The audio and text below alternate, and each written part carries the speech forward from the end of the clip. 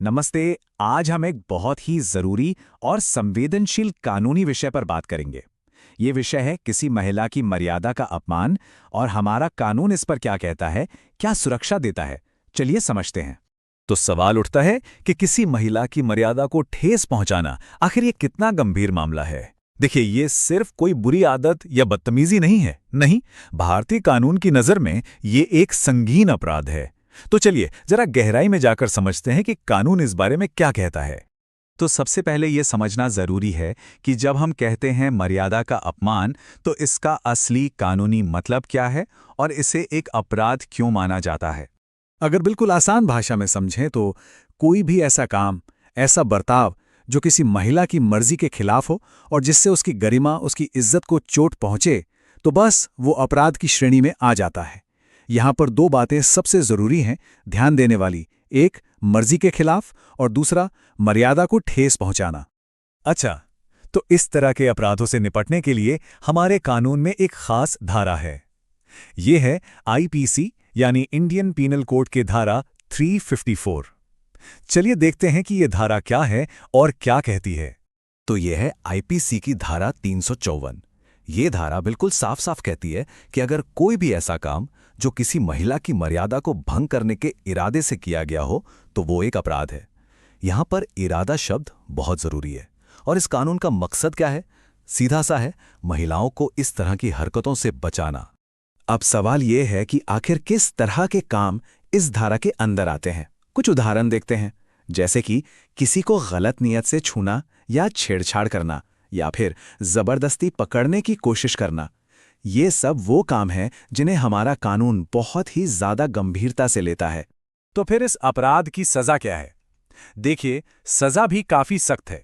अगर कोई दोषी पाया जाता है तो उसे 1 साल से लेकर 5 साल तक की जेल हो सकती है। और सिर्फ जेल ही नहीं, साथ में जुर्माना भी लगाया जा सकता है। तो आप सोच सकते हैं कि कानून इस मामले को कितना संगीन मानता है। लेकिन यहां पर एक बहुत जरूरी बात है जो हमें समझनी होगी।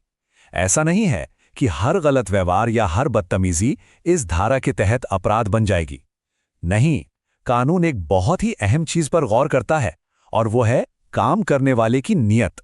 तो देखिए, दो चीजों के बीच का फर्क समझना बहुत जरूरी है। एक तरफ होती है बदतमीजी, जो कि हाँ अपमानजनक हो सकती है, लेकिन जरूरी नहीं कि वो कानूनी तौर पर अपराध ही हो। और दूसरी तरफ होती है आपराधिक नियत, मतलब किसी की मर्यादा भंग करने का एक साफ साफ इरादा। अदालत जब भी कोई मामला देखती है तो वो आरोपी की इसी नियत की बहुत गहराई से जांच पड़ताल करती है। तो अब एक बहुत जरूरी सवाल, अगर किसी के साथ ऐसी कोई घटना हो जाए तो क्या करना चाहिए? चलिए अब बात करते हैं शिकायत करने और सबूत जुटाने के जो सही कदम हैं उनके बारे में। देखिए, प्रोसेस काफी सीधा है। सबसे पहला और सबसे जरूरी कदम, फौरन पुलिस में शिकायत करें, देर नहीं करनी है। और दूसरा कदम यह है कि जो भी सबूत मिल सके उन्हें संभाल कर रखें, क्योंकि यही सबूत होते हैं जो केस को आगे चलकर मजबूती देते हैं। अब आप सोच रहे होंगे कि सबूत मतलब किस तरह के सबूत? तो देखिए, ये कुछ भी हो सकता है, जैसे कि कहीं का सीसीटीवी फुटेज, या कोई टेक्स्ट मैसेज, या फिर सबसे अहम, कोई ऐसा इंसान जिसने वो घटना होते हुए देखी हो, यानी कोई गवाह। इस तरह का हर सबूत कानूनी लड़ाई में बहुत मदद करता है।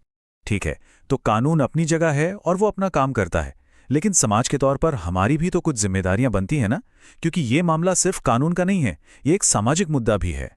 एक बात जो हम सबको हमेशा याद रखनी चाहिए वो ये है, मजाक में की गई गलत हरकत भी कानूनन अपराध बन सकती है। कभी कभी लगता है कि अरे ये तो बस मजाक था, लेकिन वो मजाक कब एक गंभीर कानूनी अपराध बन जाए पता नहीं चलता, और उसके नतीजे बहुत बुरे हो सकते हैं। इसीलिए हर इंसान का सम्मान करना यह हमारी एक सामाजिक जिम्मेदारी है। तो आखिर में एक सवाल हमारे सामने आकर खड़ा होता है, क्या सिर्फ सख्त कानून बना देना या बस उन कानूनों के बारे में जान लेना ही काफी है, या फिर असली बदलाव तब आएगा जब हम सब एक समाज के तौर पर अपनी सोच बदलेंगे, अपना व्यवहार बदलेंगे? ये एक ऐसा सवाल है जिसका जवाब हम सबको मिलकर सोचना होगा।